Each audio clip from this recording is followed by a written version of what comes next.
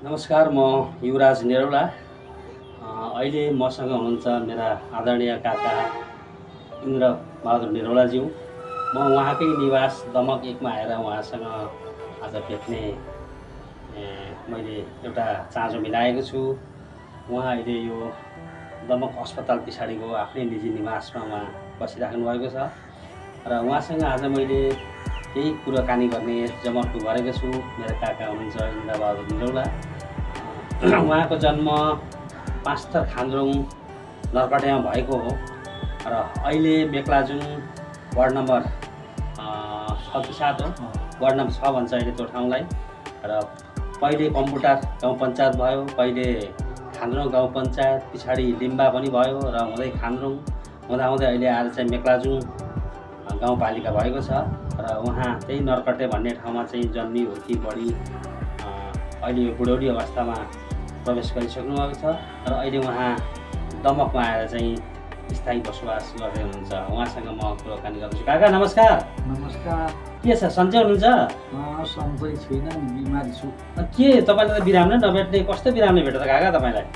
बिमार खाना नहुने, सुनिने त्यस्तो। होइन, पहिला त साप्पी खानुहुन्थ्यो, अनि किन अहिले खाना नहुने भयो? अहिले त अब त्यस्तो रोग छैन। कसरी त्यो के कारणले रोगले छोयो त काका? जाँडा सिकाउने त खान्छ। हो र? हो नि। कहाँ खानुहुन्थ्यो गर? गाउँभरि।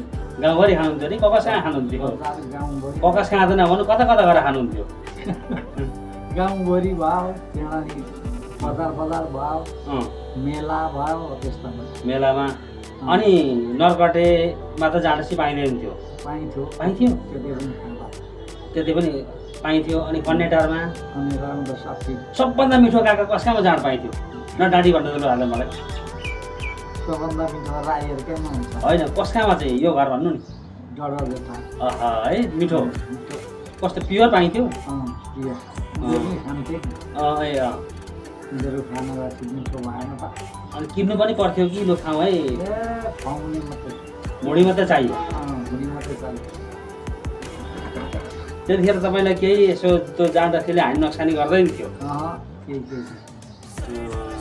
अनि त्यहाँ तपाईँ खान्द्रुङमा बस्नुभयो। तपाईँका बालककाल त तिनै अब घाँस दाउरा गोठ त्यस्तो पनि बिचो होइन काका? गोठ कता कता लानुहुन्थ्यो? कलदेवी भयो, बलड्याङ्ग्रे भन्ने यता काली खोलापट्टि। जसराङ्गे भन्ने पनि छ होइन? जसराङ्गे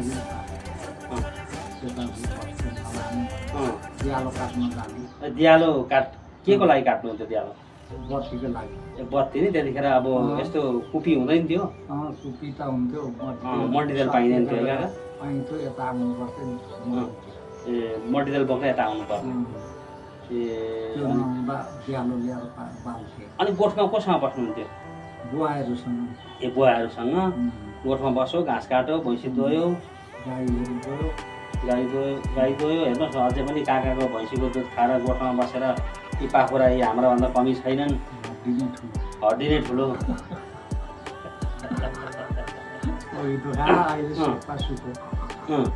यो सानैदेखि सिक्नु हो? के चाहिँ त्यो खाना? सानैदेखि 18-19 वर्ष।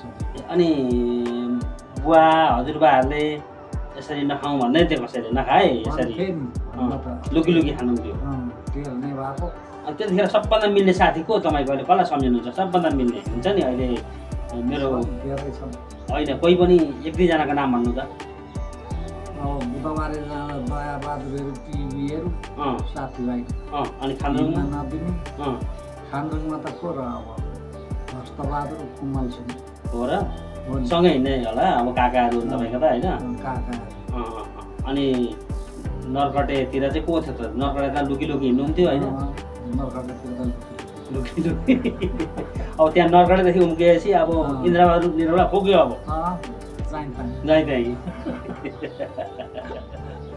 जस काका जस वयसमा साह्रै रमाइलो हुनुहुन्थ्यो। उहाँ चाहिँ कुनै पनि एउटा प्रदर्शन हुन्थ्यो, नाटक हुन्थ्यो, त्यहाँ निस्केपछि उहाँले चाहिँ स्टेजै बाँध्नुहुन्थ्यो क्या। त्यति साह्रो उहाँका दर्शकहरू, उहाँका चाहिँ फ्यानहरू थिए त्यो जमानामा। इन्द्रबहादुर निरौलाको कार्यक्रम छ है भनेपछि सारा मान्छेहरू चाहिँ हेर्न आउँथे। मान्छेले सुरुवालको इजारै चुडाउँथे हाँसेर, होइन काका? तपाईँलाई त्यो त्यो कला चाहिँ कहाँबाट आयो त्यसरी हँसाउने? खै त्यसै आउँथ्यो त्यसै आउँथ्यो? सिकाएको होइन सिकाएको नि होइन। सिकेर जानिँदैन हो त। तपाईँ त्यो अनि खानरुङमा बस्नुभयो, त्यहाँबाट छोडेपछि यता कता आउनुभयो? गौरीगञ्ज जानुभयो नि, त्यहाँ जग्गा किन्नुभयो? खेती पनि गरेर बस्यौँ त्यहाँ कति बिघा किन्नुभयो त्यो? 3 बिघा 11 कट्ठा। अनि त्यतिखेर त चोरी लाग्थ्यो अरे नि त होइन? त्यो खेतमा चाहिँ धान अर्कैले काटेर लान्थ्यो अरे? भन्थे तर हाम्रो त त्यो छोएन अँ अरू त्यो अनि त्यहाँ छोडेर तपाईँले यो कहाँनिर दमकको यो खानेपानीदेखि छेउमा खानेपानी छेउमा चाहिँ घर बनाउनु भयो? त्यहाँ घर अनि अंश गरेपछि अनि यता अहिले चाहिँ यता घर यता हिमावी छेउमा पनि छ, त्यहाँ चाहिँ भाडा दिनुभएको छ अनि अहिले आएर यहाँ बस्नुभएको छ। घर हेर यत्रो घर छ, तिलक भाइको घर एक्लै रुमेर बस्नुभएको छ। त्यही त अहिले बिरामी अवस्था हुनुहुन्छ। जस ठिकै छ। अनि काकी चाहिँ कहाँ हुनुहुन्छ अहिले? बाहिरै छ बाहिरै हुनुहुन्छ। अब त काकीलाई बोलाउनु पर्यो। अब आउने बेला भइसक्यो भयो अब चाहिँ लु सँगै बस्नुपर्छ है, अब बुढेसकालमा भएन बन्दा भएन भन्नु पर्यो। अब त गएको बस्नुजेल बस अब काका पासपोर्ट लगाइदिनु। होइन जाँदैन नि हौ 60 वर्ष पुगेको त ए हो त्यो पनि त छ नि त एउटा। जाँदैन त्यो त करले त्यो भाषा बुझेर मात्रै लगाएको काकालाई त होइन यो तामाङ सिरियल पनि राम्रो आउँछ त है काका? के एउटा आउँथ्यो लु एउटा आएको चाहिँ भन्नु त मिठो, लु अलिक ठुलो स्वरमा ल सबैले सुन्ने गरी।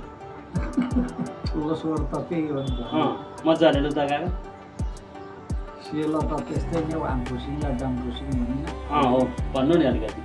आम्फुसिङलाई डम्फुसिङ गाधे गानमै सुसिन गाधे खेतमै सुसिन सेङ्बै लाले बाजा नम्फुसिङलाई घेरोरी 25 किलो थेरे मला बाँसला सिङ्का सिङ मलाई बाँसली खान्छौँ लासी पिन्बा आखे गानबै परिबन्ध दम्फुलो ट्याप ट्याप ठोक्याप ट्याप बाउले नाना ज्ञानले के भन्नु भन्नु मैले बुझिनँ। बजाउँदा मलाई भुँडी भोकले ह्याप्याप भयो ए त्यसो भनेको नि त्यो ल्याउन दिदी रोटी पकाउँदै भन्छ त्यो तपाईँ अनि राई भाषा पनि आउँछ? राई भाषा एउटा भन्नु त। ओया ओया हिंसा खारा हिमालय छाया छाया जस्तो जिन्दगानी मानम रहेछ मान्छन् दे केरावाई नादान्यानको सम्पियो संसार त्यस्तै लाग्छ। त्यो अनि तपाईँ कोरियन भाषा पनि अलिअलि के त्यो 1 2 3 भन्नुहुन्छ अरे? एक बन्छु एक दुईवटा गनीहरू त कतिसम्म गर्नुहुँदो रहेछ? यी सुनसा ओयो छिलफाल खुसी भन्ने गन्ने अनि हजुरबालाई आबोजी हजुरआमालाई आबोनी दाजुलाई होयाङ भाउजूलाई याङसु दिदीलाई नुना बहिनीलाई गिदलसिङ त्यसरी पर्छन् काका अहिले अशक्त हुनुभएको छ अहिले, यसो बिरामले भेटेर म यसो हिँडडुल गर्न पनि त्यति सक्नुहुन्न होइन त? कि अलिअलि हिँड्नुहुन्छ? अलिअलि हिँड्नुहुन्छ हेर। यो अब के कारणले तपाईँ यस्तो रोग लाग्छ? त्यही पहिला खारै हो त हो र? अब के भन्नुहुन्छ त त्यो खाने साथीभाइहरूलाई? साथीभाइहरू नखानु भनेर बोक्रा बोक्री खानु जरा खानु के खानु बढेर खानु गङ्गाटा खानु बरु हो त्यस्ताबाट चेपागाँडा खानु चेपागाँडा पाउँछ होइन?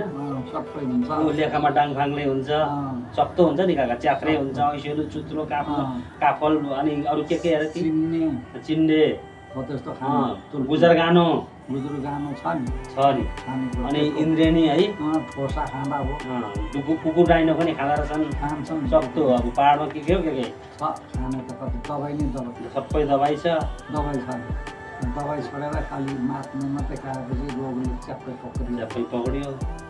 अब नखानु है होइन त काका? नखानु अब कसैले पनि नखाँदा यता हेरेर काका कसैले नखाँदा भयो नि त। अब खायो भने यसरी रोगले बुढो हुन दिँदो रहेछ अघि नैबाट वंशीयबाट त्यो रोगले पक्रिहाल्छ त्यस्तो धेरैले अनुरोध गरे क्या मलाई, त्यहाँ नरकटे इन्द्रबहादुर निरुलाको नि यसो भिडियो हालिदिनु नि, हामीले हेर्न मन लागेको छ। अहिले उहाँको स्थिति के छ, कस्तो छ, कहाँ बस्दै हुनुहुन्छ, यसो हाल्नु भन्ने चाहिँ उहाँहरूले धेरै अनुरोध गर्नुभयो मलाई नि। अनि तपाईँलाई म त्यही भेट्न पनि आएको थिएँ होइन। खासै काका भतिजाको अब के गफ गर्नु होइन, काका भतिजामा तपाईँले मलाई चिनिहाल्नुहुन्छ, म तपाईँलाई चिनिहाल्छु। तपाईँ त्यो खाएर आउँदा चाहिँ अलिक हाम्रो बुवासँग चाहिँ डराउनुहुन्छ नि तपाईँ, दाजुहरू नि त सिरु अलिक लुकेर हिँड्नुहुन्थ्यो। भाग्नु पर्ने कराउनुहुन्थ्यो नि त। हो भाउजूले कराउनुहुन्छ, नखा यसरी लडेर मरिन्छ, रोग आउँछ भन्नुहुन्थ्यो नि त। त्यसले गर्दाखेरि एकचोटि म मासतिर खोलमा थियो, बिहानै झिसिन्छ भैँसी दुन गएको थिएँ। काका कहाँ बस्नु, लेगाउँ बस्नुभयो?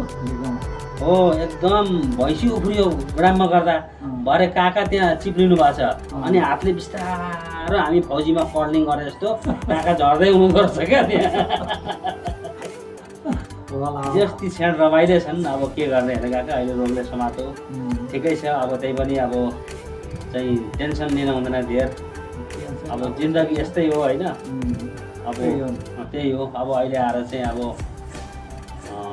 केही अब दुखीराम त हुनुहुन्छ, त्यही पनि अब आफूले आफूलाई चाहिँ अब बुझाउनुपर्छ होइन काका, मन बुझाउनुपर्छ। अब खानु छोडिहाल्नुभयो, यहाँ आएर चाहिँ बस्नुभएको छ दमकमा। ल ठिक छ काका, अब मैले भेटेँ तपाईँलाई घरमै आएर। ल ल काका नमस्कार।